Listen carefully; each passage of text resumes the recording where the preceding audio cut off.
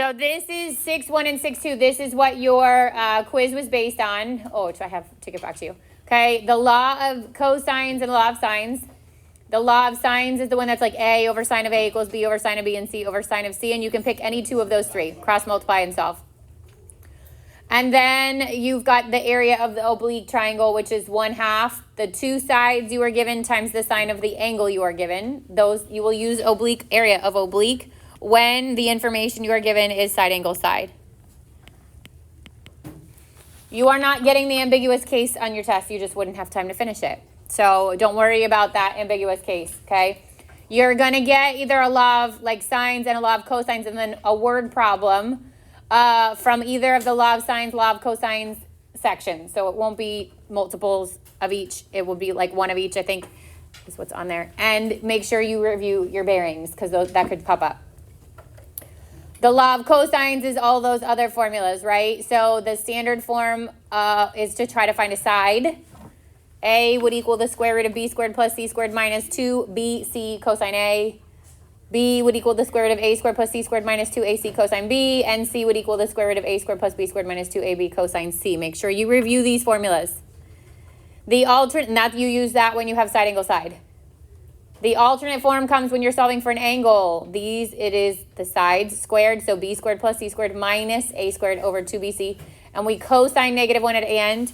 And these parentheses are here because remember, when you type this in the calculator, it's super important that you group your numerator and your denominator together. We're going to do a practice problem of this, but just as a refresher. And we do that form when you're given side, side, side. And then the Heron's area formula from that section was A equals S times S minus A times S minus B times S minus C. And your S is A plus B plus C over 2 when we don't round that value.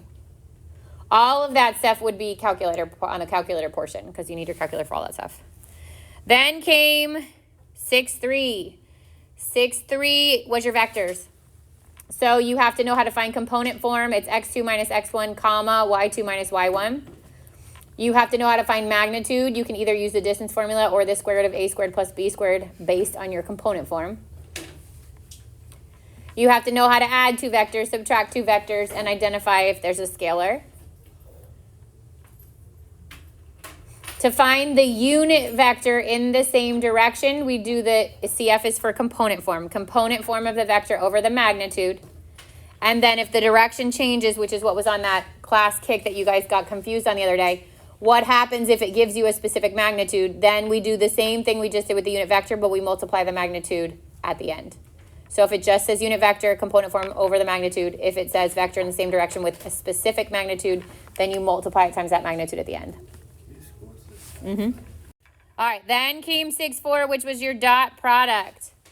Okay, this, if you were given two vectors, then the dot product is first times first plus second times second.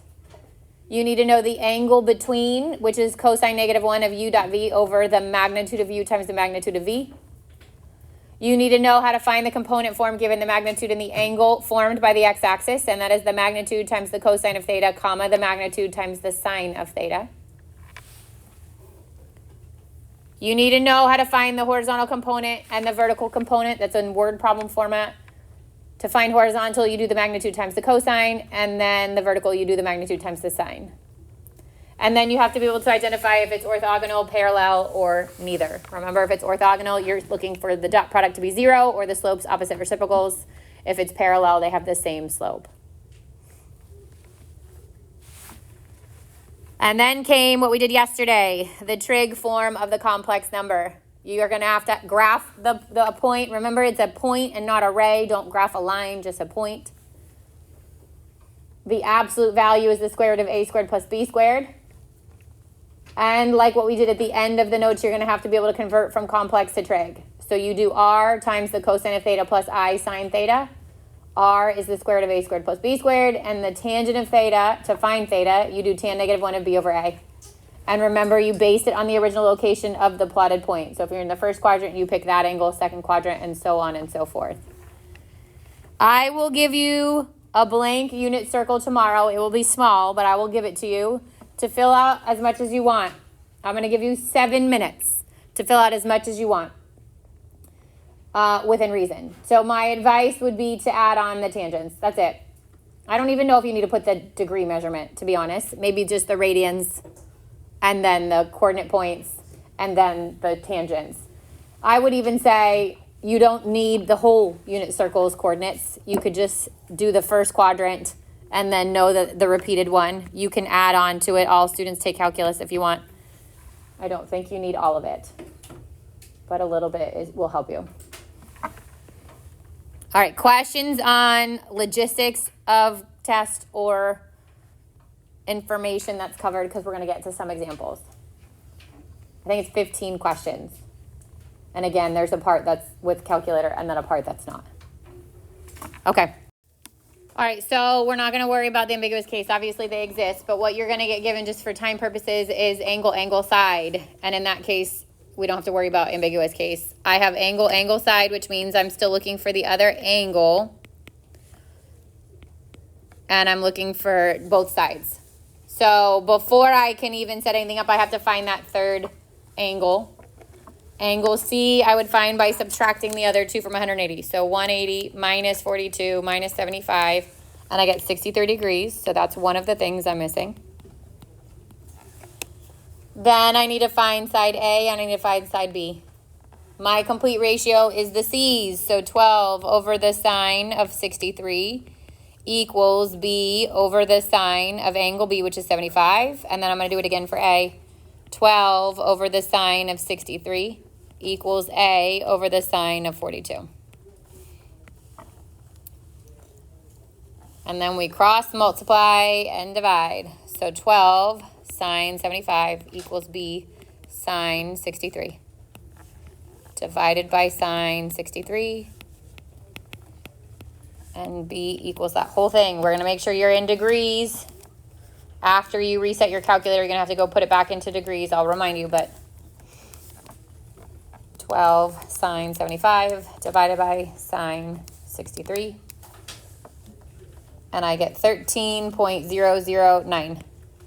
So if I was rounding to one decimal place, it would be 13.01.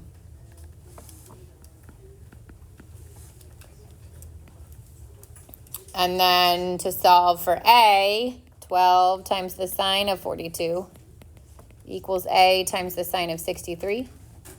Divide both sides by sine of 63.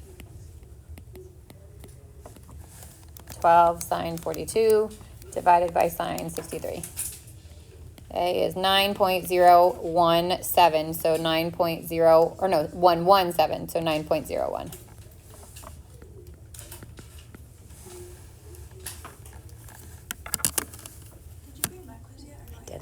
I'll do it today after school, I promise. Yeah. Sure. So now you'll either see law of sines straightforward like that, or you'll see law of sines built into a word problem, and vice versa for law of cosines. You could see law of cosines just like this guy at the top. Oh, no, that's area. You could see law of cosines like this guy on the bottom, where you're given all three sides, or you could see it built into a word problem. All right, the area when given side angle side is 1/2 times the two sides you're given times the sine of the angle you're given. So this would be 1/2 7 times 8 times the sine of 52. And I would say most of you did this right on the quiz. If you did it wrong, it's because you did cosine 52. So that was like the only mistake I saw on these, which obviously is not right. So don't do that. This would be 22.06.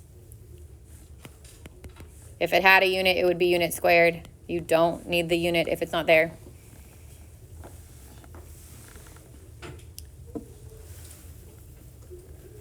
Questions on area. So again, two areas. Area of oblique when you're given side angle side, and then Heron's when you're given side, side, side. All right, law of cosines is two cases, side angle side or side, side, side. If it's side, side, side, and you switch from law of cosines to law of sines, you have to find the largest angle first. If you stick to law of cosines the whole time, it doesn't matter, which is my recommendation. But just out of habit, I tend to always pick the biggest one anyways. So if I'm looking for the biggest angle, it's opposite 20. So I'm looking for C. Cosine of C would be A squared plus B squared minus C squared over 2AB. This is the one you have to make sure you practice when you type it in the calculator. 12 squared plus 17 squared minus 20 squared over 2, 12, 17. And then we cosine negative 1, that whole thing, either using the fraction bar on your calculator or grouping your numerator and your denominator.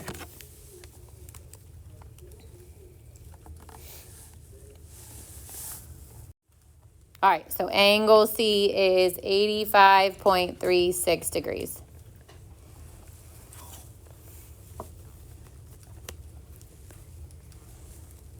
Yep. Later today. Then I'm going to find angle A or B. Again, order doesn't matter. So if I do cosine of A, then it's B squared plus C squared minus A squared over 2BC. So 17 squared plus 20 squared minus 12 squared over 2 times 17 times 20. And I cosine negative 1, that whole thing.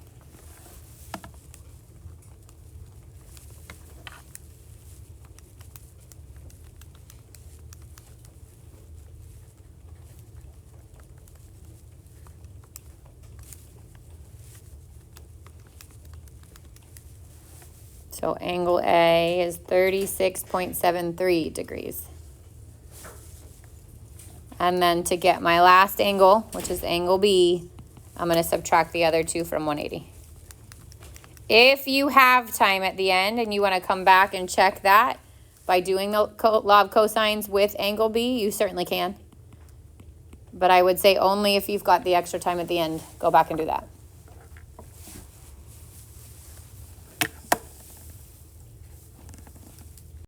All right, in that section was Heron's formula.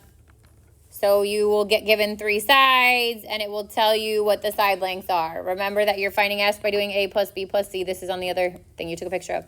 And the square root of S times S minus A times S minus B times S minus C. I think we're okay on that one, right? The only thing I would say went wrong on the quiz on that one is if you rounded S. Make sure you don't round S. Okay, and then again, expect a word problem, either law of sines or law of cosines. There's practice ones from your quiz review. There's practice ones on the review, the test review. There's practice ones in the homework. Remember the law of sines ones were kind of hard. Like I don't think, there won't be anything that hard from on your test from the homework of law of sines, but quiz and test review I would say are fair game. Okay, then came vectors. So the first thing is component and magnitude. So if I give you 2, -5, and -7, 6 as the terminal, does it matter what order you do component form? Yes, terminal point has to come first. So it's -7 minus 2, comma, 6 minus a -5. So -9 and +11. And then remember component form, we put in those brackets.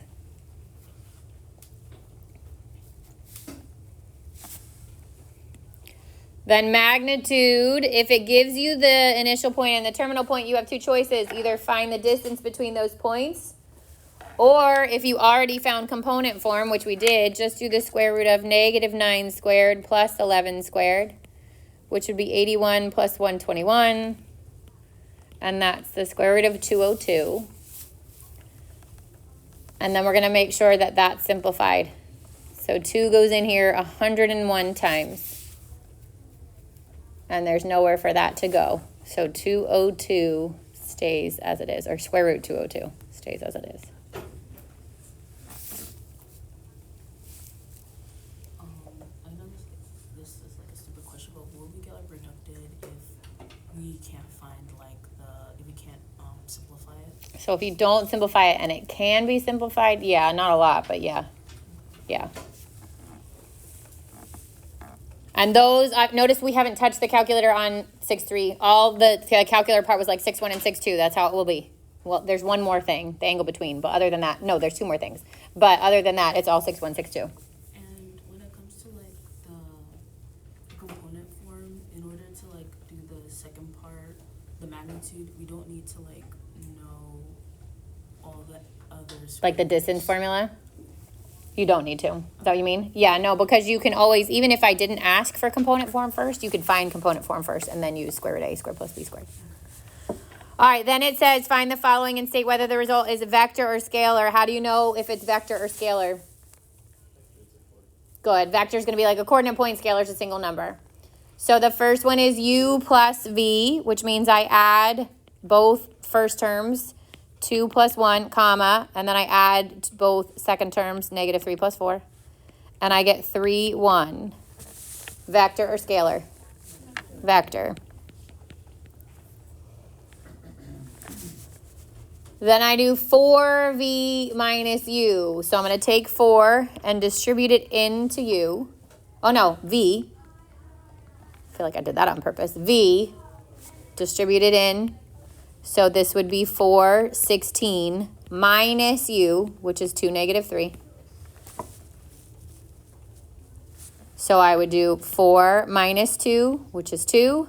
16 minus a negative 3 becomes 16 plus 3, or 19. Vector or scalar? Vector. Okay, then it said stuff like this. Find the component form of a vector with magnitude 7 that forms a 30-degree angle with the x-axis. So for component form, given magnitude and the angle, I'm going to say the magnitude, so 7, times the cosine of the angle, which is 30 degrees, and then 7 times the sine of the angle, which is 30 degrees. 30 degrees on your unit circle is the same as pi over 6. The coordinate point there is root 3 over 2 and 1/2. So 7 times root 3 over 2, comma 7 times 1/2 gives you 7 root 3 over 2 and 7/2.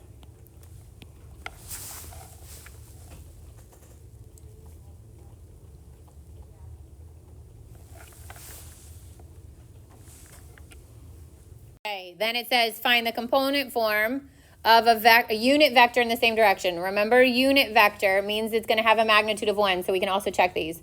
But unit vector is the component form over the magnitude of that vector. So if v is 1, 4, then I do 1 comma 4 over the square root of 1 squared plus 4 squared, which is square root 1 plus 16, square root 17.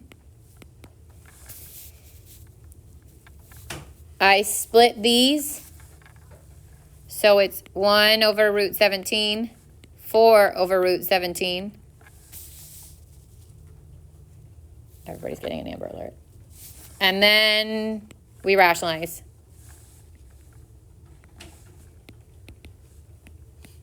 Square root 17 over 17, and 4 square root 17 over 17.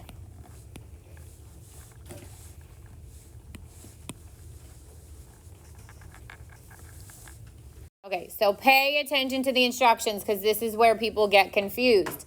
The next one says mostly the same thing. It says find the component form, except it doesn't say unit vector, which means we're going to change the magnitude at the end. And it says in the same direction as blah, blah, blah, blah, with a magnitude of 5. So it's changing the magnitude. If I didn't do this one first, if I didn't just do what I just did, then I would start with the component form of 1, 4 over the magnitude, which we found was root 17. I would split it, I would rationalize it, and then I'd multiply it times 5. So fast forward, because we already did the split and the rationalize, and we got square root 17 over 17 and 4 square root 17 over 17. Now I want it to have a magnitude of 5. It had a magnitude of 1. So to make it 5, I take that 5 and I multiply it into each one. So I get 5 square root 17 over 17 and 20 square root 17 over 17. I feel like that's the most missed question because people get confused. So know the difference between a unit vector in the same direction and a vector in the same direction with a given magnitude.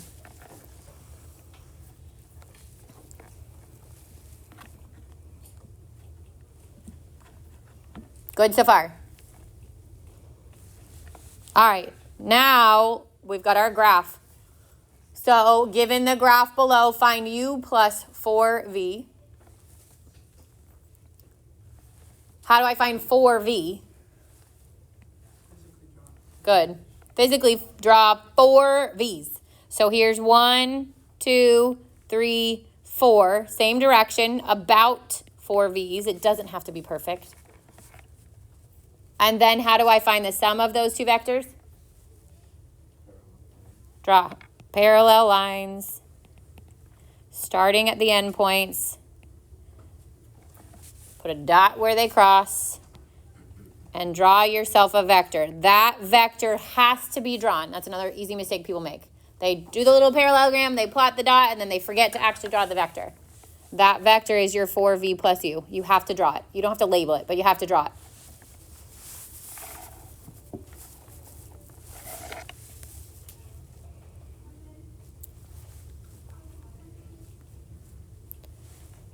Okay, on the bottom I wrote word problems. In this section was your horizontal and your component. Horizontal component. Vertical component, like a baseball being thrown or something being thrown, and you try to find the vertical component and the horizontal component. All you do is magnitude times the cosine of theta and magnitude times the sine of theta. That's it. Horizontal is cosine, vertical is sine.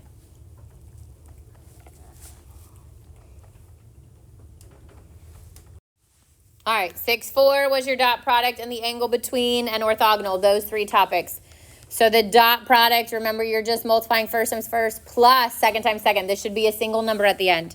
So 2 times 1 plus negative 3 times 4. 2 minus 12 is negative 10.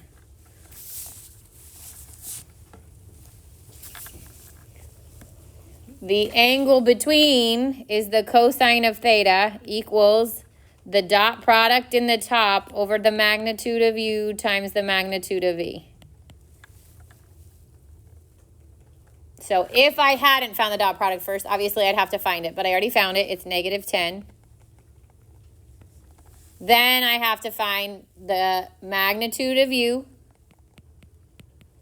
Square root of 2 squared plus 3 squared, square root 4 plus 9, square root 13. And then I have to find v, the magnitude of v, which is square root of 1 squared plus 4 squared, 1 plus 16, which is square root 17. And then you're also going to practice this in the calculator. You're going to make sure you either put one radical over both 13 times 17, or you're going to make sure you put parentheses here. So everybody should be practicing that one. Cosine negative 1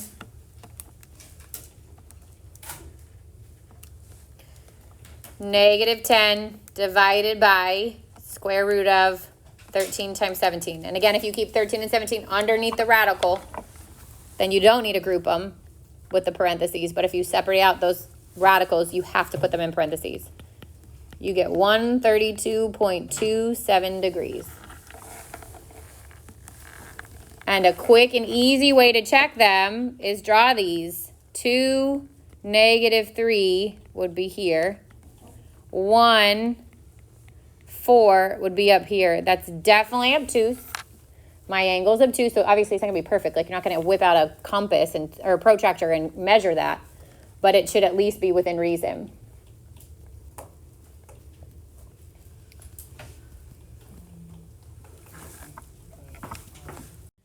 All right, then orthogonal or parallel vectors. So would these two be orthogonal? What were the tests? Dot product has to be 0, which is no in this case, right? Or? Orthogonal is upside down. That was the same? Opposite reciprocal or same, yeah. So the slope of u would be negative 3/2. The slope of v would be 4/1. They are not opposite reciprocals. They are not the same. This is in neither case scenario. So that middle question, the cosine, the angle between, is calculator question. The rest, no.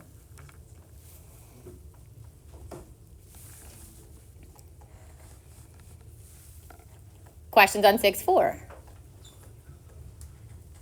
All right, last one is 6-5, and this is what we did yesterday. There's really only 2 topics. Well, one, plot the complex number, and then find the absolute value. And then the second one is finding the trig form of the complex. So if it's 4 minus 5i, then I plot it. I go to the right, 1, 2, 3, 4. I go down 1, 2, 3, 4, 5. That is that coordinate point. It's just a point, not array or vector. And then its absolute value would be a squared plus b squared underneath the square root. So 4 squared plus negative 5 squared. 16 plus 25, square root of 41. I would see if it can be reduced. 41 cannot, so I'll leave it just like that.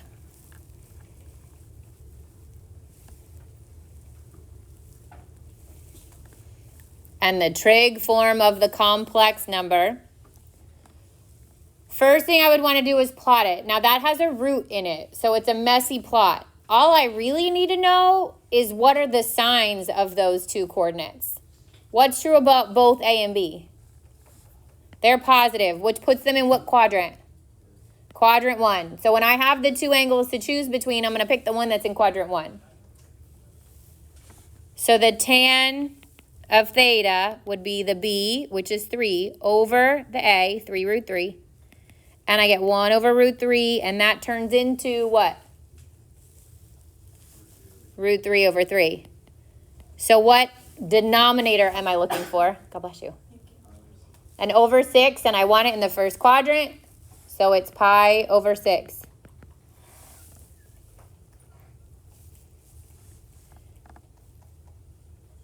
Then I want to find the radius r equals the square root of a squared plus b squared. So square root of 3 square root 3 squared plus 3 squared.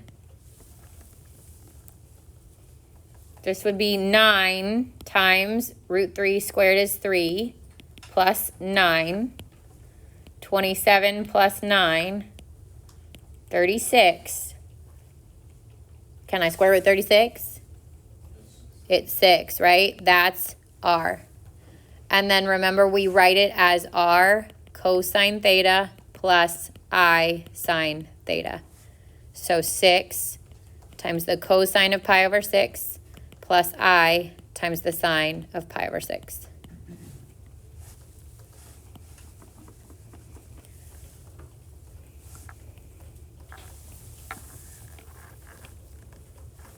We made it, people. That was all of it. The whole chapter, okay?